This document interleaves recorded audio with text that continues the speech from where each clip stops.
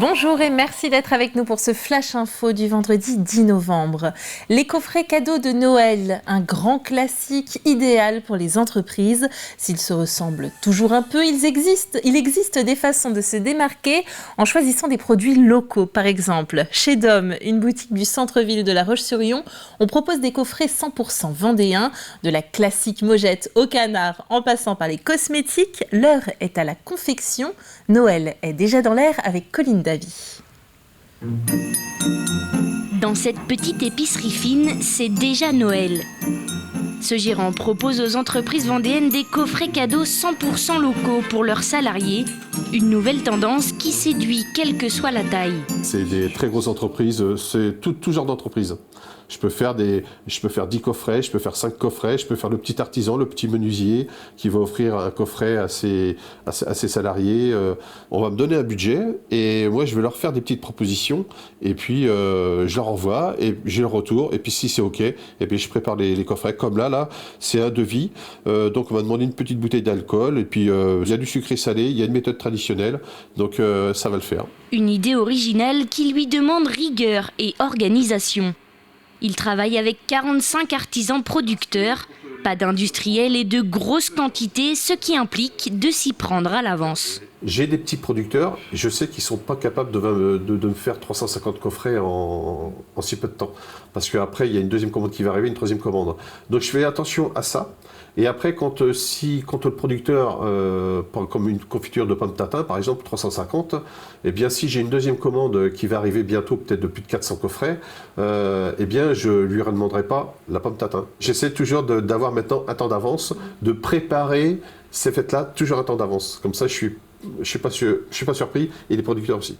Et comme tout est personnalisé, cela permet une certaine adaptabilité. Exemple. C'est une association qui m'a demandé de leur faire une poche avec à peu près 4-5 produits avec un petit budget. Mais surtout, la spécificité, c'était que les produits ne soient pas durs à croquer parce que c'est pour des anciens. Donc, je leur ai proposé la confiture, le petit sablé maritime qui est très aéré à l'intérieur, donc très, très facile à croquer.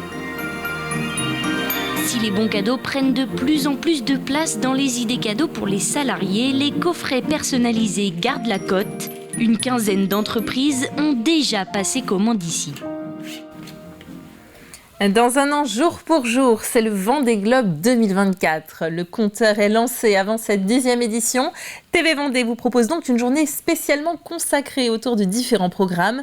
Le documentaire retraçant l'édition 2020 sera notamment diffusé sur notre chaîne à 13h, 17h et 22h50. 40 skippers devraient prendre le départ de ce tour du monde, chapeauté par le nouveau directeur de course Hubert Lemonnier. Extrait d'un entretien réalisé par Alexandre Lenaour. C'est un espèce de chef d'orchestre muet qui intervient si on le sollicite.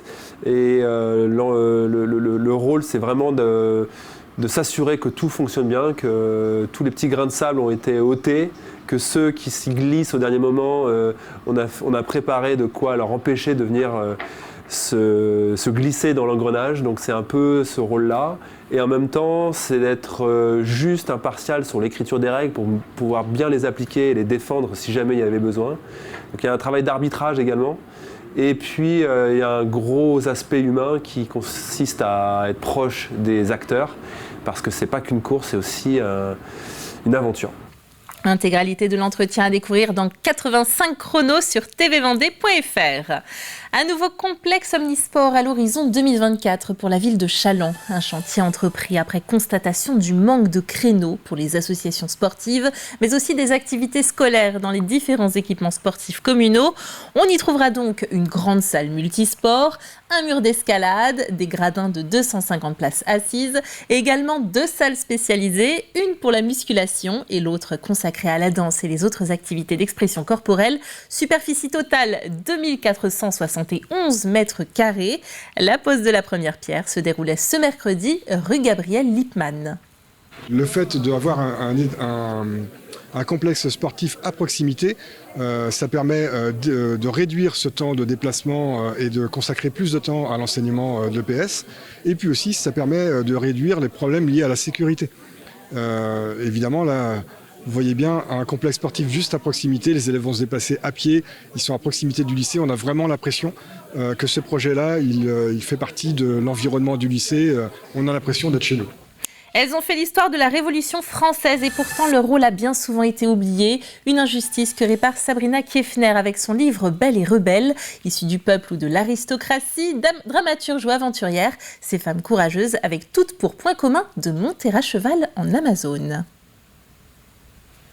Le samedi 25 novembre, le château de la Motte, situé à Saint-Sulpice-en-Paray, accueillera la conférence Belle et rebelle, Amazone d'autrefois.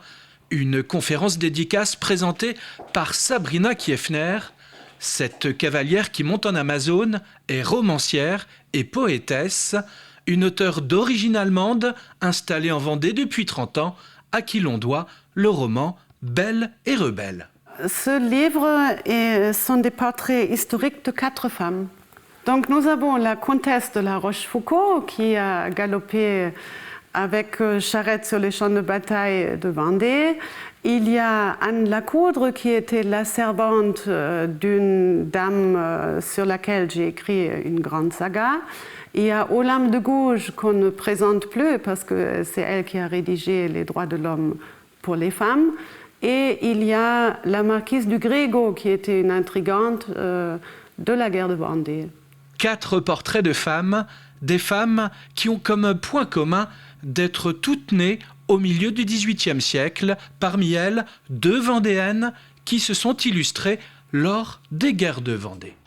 Monter en Amazone, autrement dit chevaucher avec les 2 jambes du même côté du cheval, n'aura plus de secret pour vous si vous assistez à la conférence de Sabrina Kiefner. Ce sera une conférence sur les Amazones parce que la plupart des gens ne savent même pas à quoi ça ressemble. Une selle d'Amazone, donc je vais vous montrer une selle à fourche d'époque qui a une centaine d'années. Je vais vous expliquer un petit peu les difficultés techniques pour ces dames qui non seulement allaient à la chasse, mais combattaient. Le roman Belle et rebelle rend hommage à ces femmes oubliées. Aujourd'hui, Sabrina Kiefner prépare un calendrier avec 52 portraits de femmes inoubliables. Si on se retrouve à 18h pour un journal complet, d'ici là, une belle après-midi. À bientôt.